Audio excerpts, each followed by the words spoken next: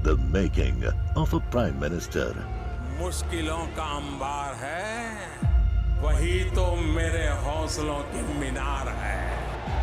हिंदुस्तान में दो प्रधान दो निशान नहीं चलेंगे। अगर इतनी ताकत ये पाकिस्तान के खिलाफ लगा दे तो आतंकवाद आजाद हो गया। हम चुनौतियों से टकरा रहे हैं। सर्जिकल स्ट्राइक और एयर स्ट्राइक करके नए भारत के सामर्थ्य का संदेश भी दे दिया है।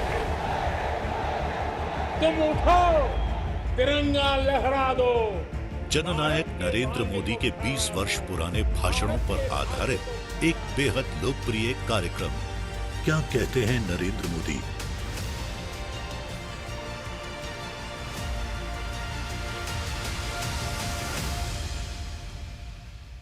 नमस्कार, मैं हूं आपके साथ पूजा यादव। हमारे खास प्रोग्राम क्या कहते हैं नरेंद्र मोदी में आज आपको सुनवाएंगे पीएम मोदी का वो ऐतिहासिक भाषण जिन्होंने 16 फरवरी 2014 को हिमाचल प्रदेश के सुजानपुर में दिया।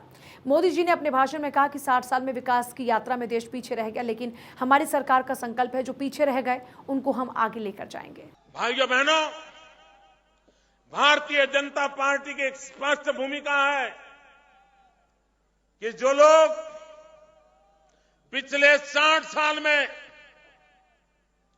विकास की इस यात्रा से वंचित रह गए हैं, पीछे रह गए हैं, कदम से कदम मिला नहीं पाए हैं, चाहे वो समूह हो, चाहे वो इलाके हो, चाहे वो भूभाग हो, चाहे वो प्रदेश हो, हमारी प्राथमिकता ये रहने वाली है कि समाज में, इलाके में, राज्य में ऐसे जो पीछे रह गए हैं, सबसे पहले उनको आगे लाना है और देश को एक बराबर की स्थिति में ला करके एक साथ पूरे देश को आगे बढ़ाना है। ये हमारी सोच है और मैं मानता हूं पिछड़ों को पिछड़े रख करके, जो राज्य पीछे रह गए उनको पीछे रख करके हिंदुस्तान कभी आगे बढ़ नहीं सकता। और इसलिए भारत मां की कोई भुजा दुर्बल न हो, भारत मां का शरीर का कोई अंग दुर्बल न हो, पूरी भारत माता स्वस्थ हो, उसके सभी अंग स्वस्थ हो, ऐसा हिंदुस्तान बनाने का सपना लेकर के भारतीय जनता पार्टी विकास की व्यूह रचना लेकर के आगे बढ़ने में विश्वास करती है।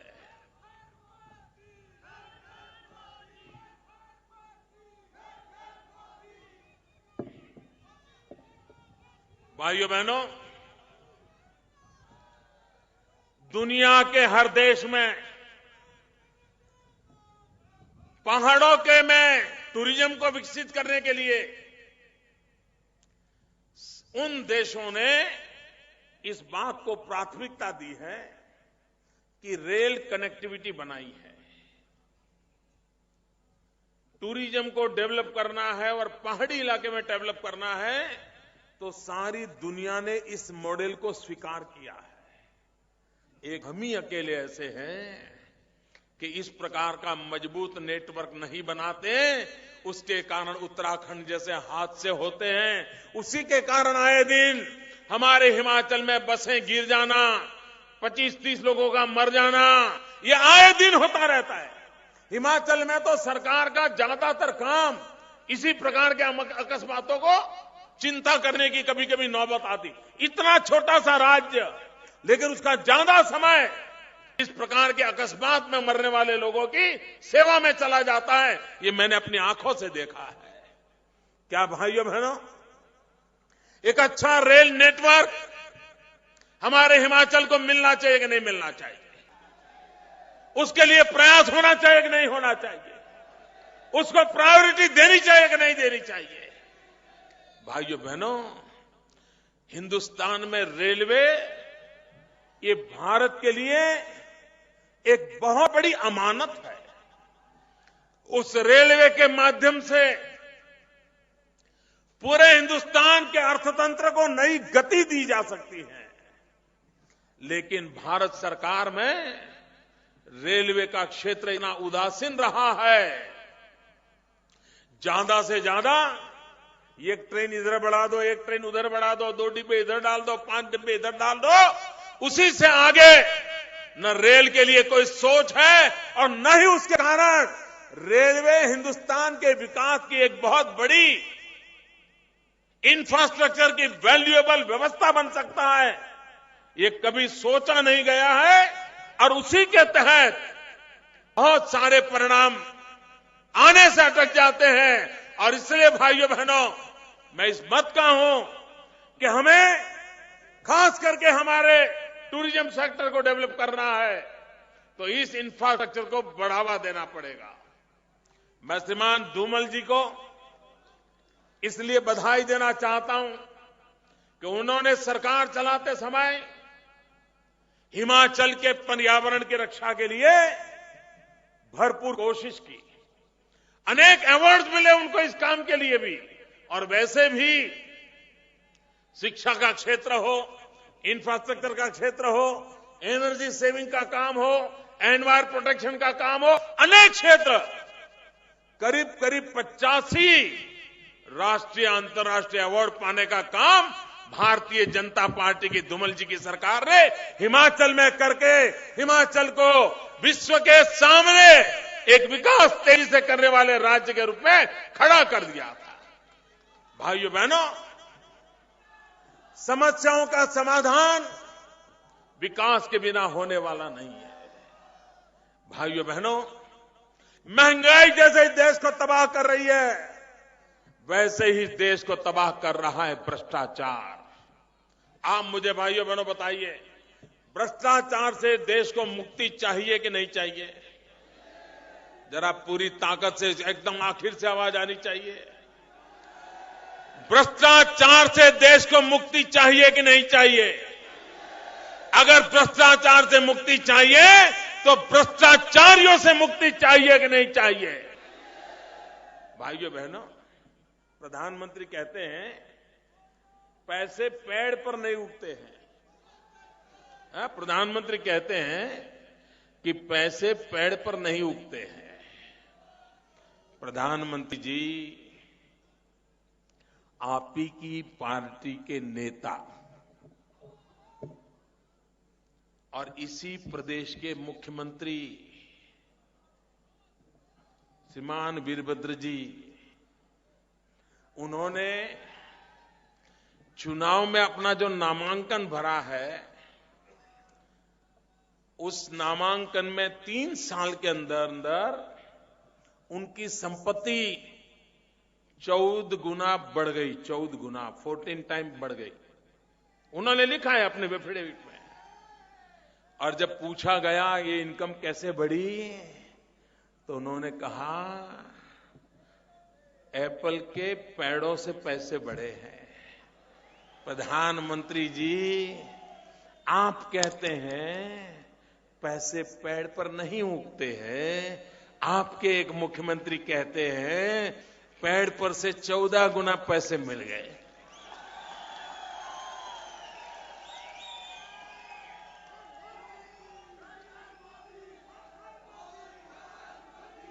प्रधानमंत्री जी, अगर विकास करना है तो जज्बा चाहिए, दौड़ती हुई सरकार चाहिए, जन सामान्य से लगाव चाहिए, तब जाकर के समस्याओं का समाधान होता है। भाइयों बहनों, अभी एक नेता कौन भ्रष्टाचारी है, कौन मंत्री क्या है, इसकी जरी हिसाब लेकर के घूमते रहते हैं। मैं उनसे पूछना चाहता हूं, कल उन्होंने कहा भाजपा के कितने मंत्री जेल में है, ऐसा पूछा उन्होंने। मैं उनसे कहना चाहता हूं, सिर्फ टेलीकम्युनिकेशन मिनिस्टर, जरा देख तो लो आपका हिसाब।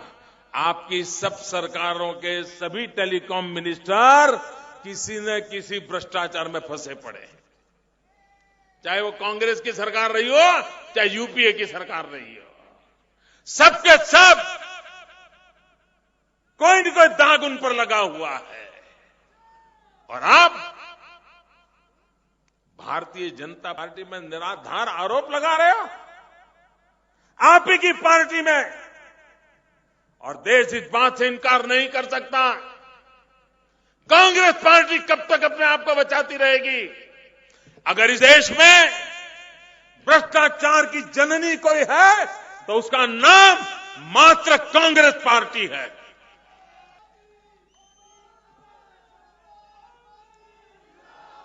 भाइयों बहनों, टूरिज्म, आप देखिए पूरे विश्व में टूरिज्म के विकास के लिए बहुत संभावनाएं पड़ी हैं। पूरे विश्व में एक व्यवसाय बहुत ही तेजी से आगे बढ़ रहा है, वो है टूरिज्म। आधुनिक टेक्नोलॉजी के कारण दुनिया बहुत छोटी हो गई है और दुनिया का हर व्यक्ति दुनिया को जानना समझना चाहता है। भाइयों बहनों, 125 करोड़ देशवासी हिंदुस्तान के, वे भी टूरिज्म का एक बहुत बड़ा मार्केट है, उनका भी टूरिज्म का डेस्टिनेशन है। क्या सिर्फ टीवी पर इनक्रेडिबल इंडिया कहने से दुनिया के टूरिस्ट आ जाएंगे क्या? भाइयों बहनों, हिमाचल के गरीब से गरीब व्यक्ति को रोजी रोटी देने का अवसर टूरिज्म से मिलता है। हिमाचल के नौजवान को रोजी रोटी कमाने के लिए अपना घर गांव छोड़ करके दिल्ली की गलियों में जिंदगी गुजारनी न पड़नी चाहिए, उसको अपने घर में रोजी रोटी मिलनी चाहिए। टूरिज्म में वो ताकत है कि यहां के नौजवान को रोजगार मिल सकता है। और भाइयों बहनों, थोड़ी कोशिश की जाए, टूरिज्म बहुत आसानी से विकास किया जा सकता है। और हम तो हिमाचल में जानते हैं जी, थोड़ी सी भी व्यवस्था खड़ी कर दी जाए, अरे कहीं पर एक छोटी सी चाय का ठेला लेके कोई खड़ा हो जाए तो आज आते जाती 25 गाड़ियां खड़ी हो जाती है, चाय वाला भी कमाने लग जाता है। आजकल मैं चाय वाले की बात करता हूं ना, तो कुछ लोगों को गुस्सा आता है। मैं हैरान हूं, हमारे देश में राजनीतिक अस्पृश्यता इस हद तक पनप गई है कि एक बार केरल के एक कम्युनिस्ट पार्टी के नेता ने मोदी की तारीफ की, उसको पार्टी से निकाल दिया।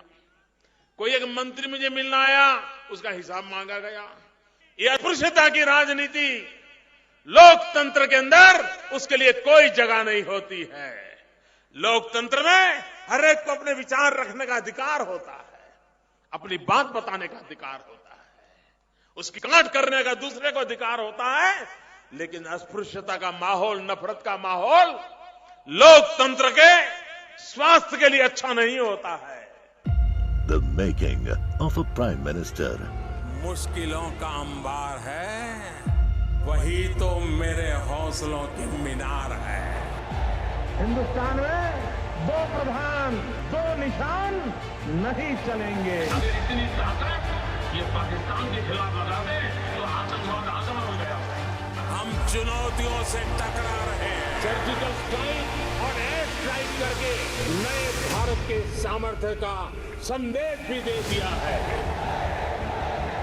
तुम उठो, तिरंगा लहरा दो। जननायक नरेंद्र मोदी के 20 वर्ष पुराने भाषणों पर आधारित एक बेहद लोकप्रिय कार्यक्रम क्या कहते हैं नरेंद्र मोदी,